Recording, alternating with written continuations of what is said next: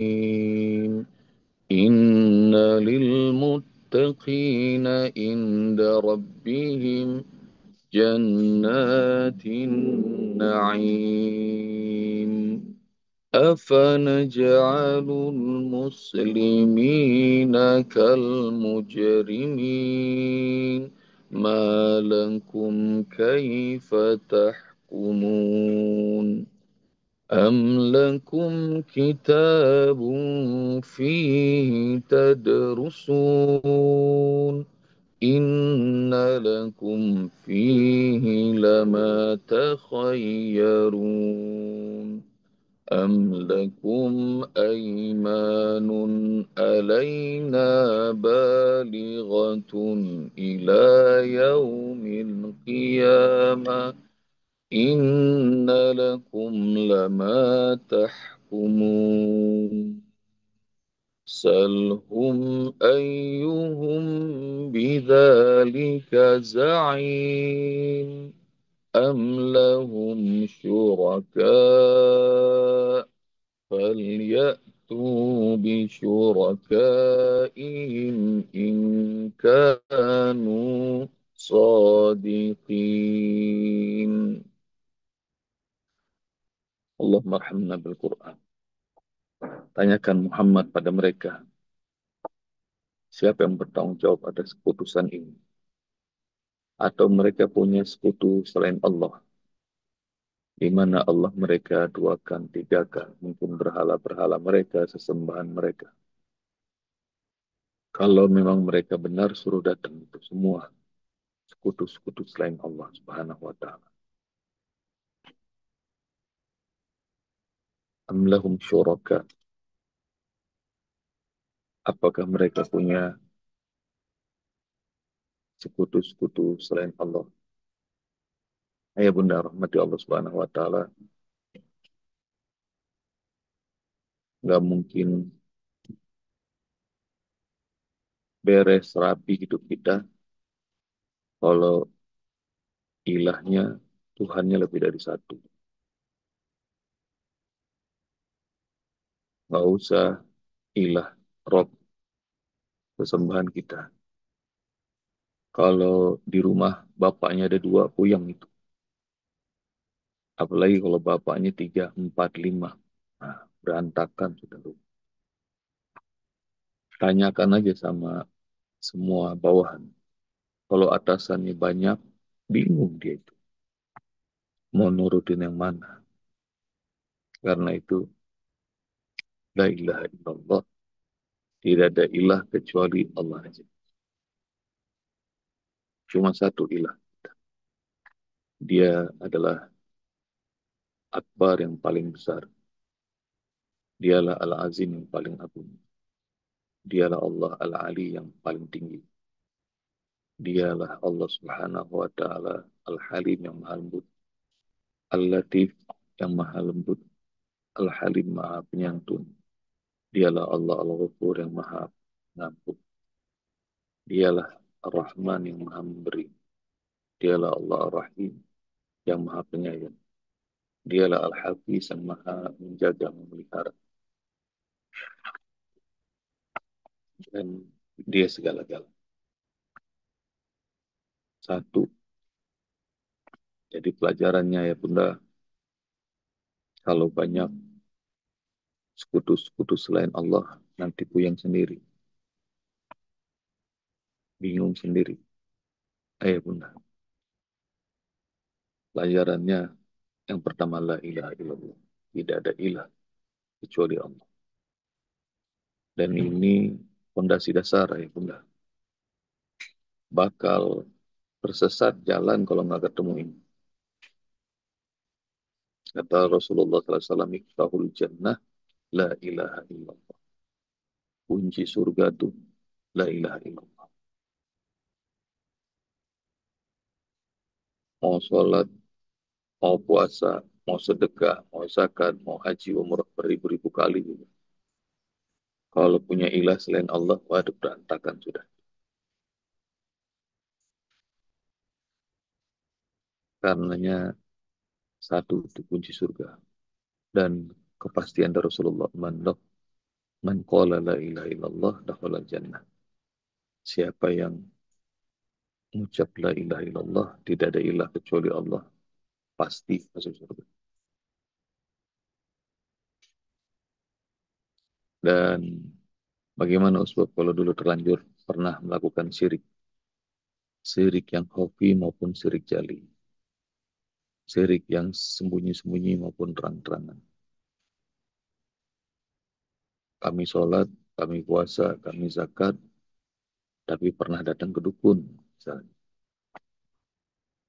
Atau punya hadam, punya jin peliharaan, atau pernah beli centong supaya warung makan laku, misalnya.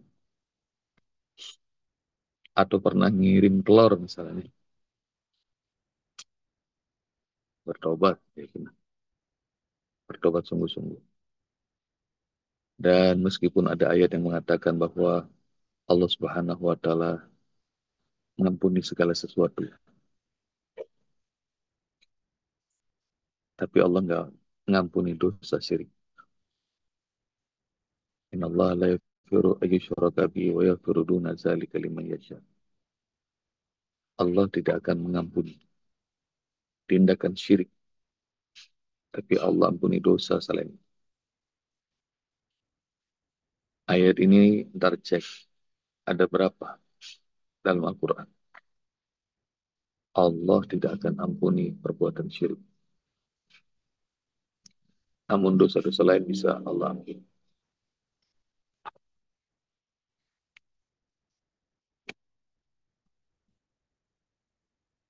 Itu lagi marah Allahnya. Tapi kalau buat orang yang lagi bertobat, maka Allah munculkan kelembutan. Dalam surah Al-Furqan nanti ayah bunda cari. Orang yang melakukan syirik, berzina, membunuh orang. Tapi kalau mereka bertobat, illa man taba wa amana wa amila amalan salihan, faulaika yubaddilullahu sayyiatihim hasanah. Meski pernah melakukan syirik, zina, dan kemudian membunuh orang, lalu kemudian diganti dengan 3 amalan lagi, iman, taubat, iman, dan amal soleh, maka Allah ganti. Semua dosa-dosanya jadi pahala. Nah, itu di ayat itu, surah Al-Furqan ayat sekian, ayat bunda nanti cari. Allah ampuni juga orang-orang yang pernah terlanjur syirik. Karenanya yang pernah pernah percaya sama dukun, melakukan kebodohan-kebodohan syirik, bertobat. Taubat, iman, amal soleh. 3. Kalau mau nebus, taubat, iman, amal soleh. Dan ayah bunda, kalau punya ilah sesembahan selain Allah Subhanahu wa Ta'ala, itu pasti lemah. Sementara kalau kuat keyakinan sama Allah, maka dia juga akan kuat. Banyak sudah yang menyampaikan, dukun-dukun, jin-jin, segala macam. Kalau tauhid seseorang itu kuat, mereka pasti lemah juga. Tapi kalau percaya sama jin, percaya sama dukun, percaya sama santet, segala macam, pasti lemah. Kenapa? Nah, kalian bisa lihat ayat bunda di ayat ini. Kalau ilahnya benar, cuma Allah, maka ada ketegasan. Fal ya'tu bisyurakai. Datengin sini semua Tuhan kalian. Nah, dari ayat ini kita tahu orang yang tauhid itu punya kekuatan dahsyat karena Allah di belakang. Bawa semua ilah sini. Semua sekutu-sekutu Allah yang kalian tuhankan sini. Datangi. Maka para ahli ruqyah, istilahnya roki, mereka ngerti. Biar jin sudah ribuan tahun umurnya. Kalau mereka nggak taat sama Allah, meskipun jumlahnya ada beribu-ribu nyerang, tapi kalau kita cuma bawa kalimat Allah satu aja, lemah semua itu. Semuanya lemah. Dan karenanya, ayah bunda, orang yang tauhid itu simple, gampang. Faliyatu bisyurakaihim. Sini, semua hilang. Datangin.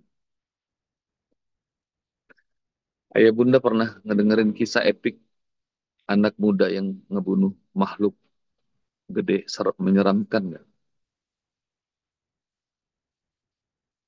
Ini jadi asbabun nuzulnya surat Al-Buruj. Nanti ayah bunda cari tuh kisah epik. Anak muda belajar ke dukun, ilmu perdukunan semua level udah dia pelajarin. Hingga akhirnya dia ketemu sama guru yang ngajarin tauhid. Nanti PR sama ayah bunda ya. Sebab cuma pengen ngasih tahu bahwa semua ilmu perdukunan, ilmu setan, ilmu tentang berhala, cemen itu. Karena makhluk yang menakutkan itu semua satu negeri ketakutan. Anak muda ini ngebunuhnya cuma pakai batu, tapi pakai nama Allah.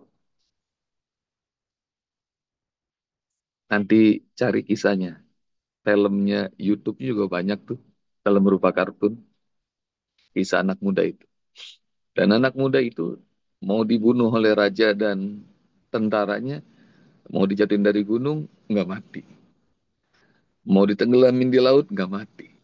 Sampai itu anak muda ngasih tahu ke raja, kalau kalian pengen ngebunuh aku, minta sama Robku gitu.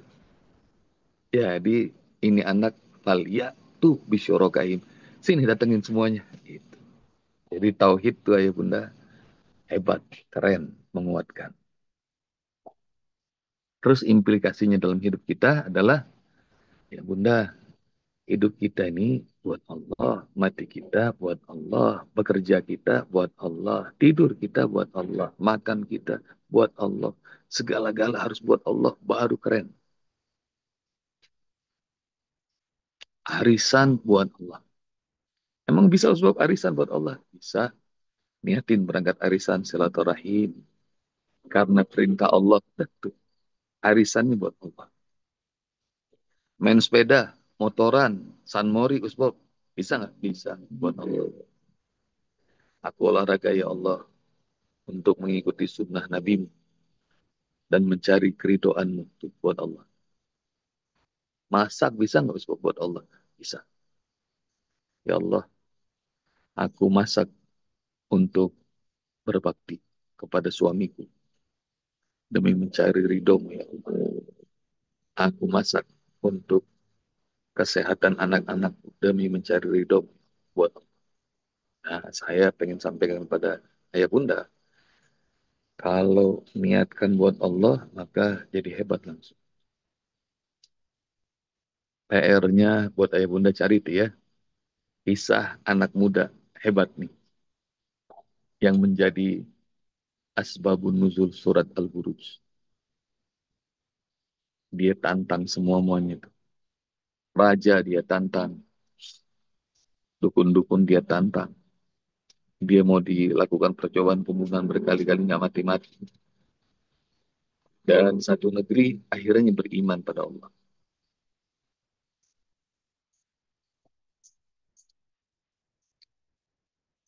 Terakhir poin yang ketiga. Ayo bunda. Faliyatu bisyoroka in kanu sadiqin. Kalau hidup mencari selain Allah, salah. Hidup yang benar tuh, mati yang benar, cari Allah. Maka nggak ada yang benar. Kecuali semuanya karena Allah. Mencari dunia, salah. Bekerja mencari nafkah, nih yang sering salah nih. Saya bekerja mencari nafkah, salah. Karena sebelum bumi dan langit diciptakan 50 ribu tahun, rezeki sudah Allah tetapkan. Jadi bekerja bukan mencari nafkah, bekerja mencari ridho Allah.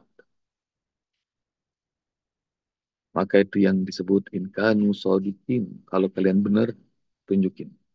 Maka ada yang benar, ada yang salah.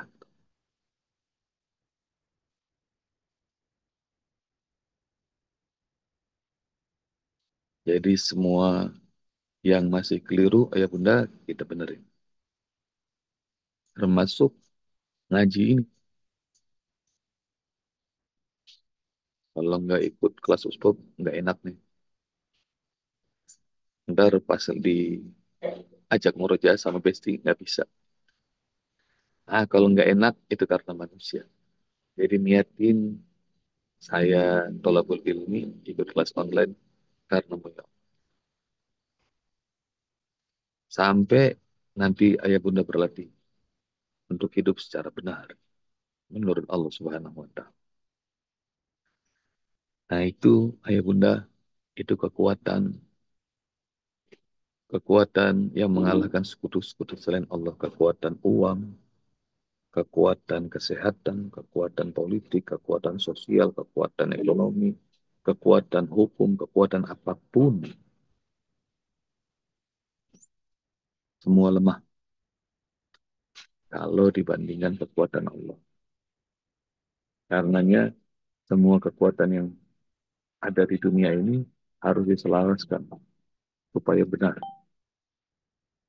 supaya benar. Dan kita tahu dari ayat 41 ini, ayat benar, bahwa ayo dah, kuncinya cuma satu, la ilaha illallah. Jazakumullah ya bunda. Assalamualaikum warahmatullahi wabarakatuh.